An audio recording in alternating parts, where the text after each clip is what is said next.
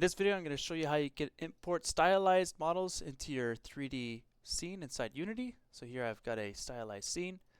First things first, get on over to 3dcrate.com and download this plugin at the bottom of the page.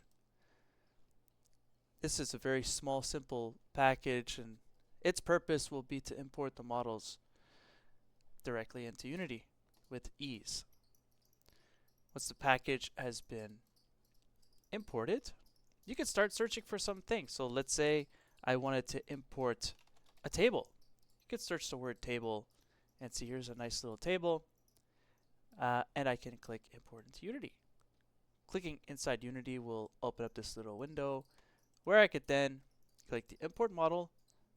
It will download the zip of that model, extract it, put it in your assets, and import the prefab directly into the scene. And of course, just as simple as moving the objects where you need them to be. Of course, scaling as needed.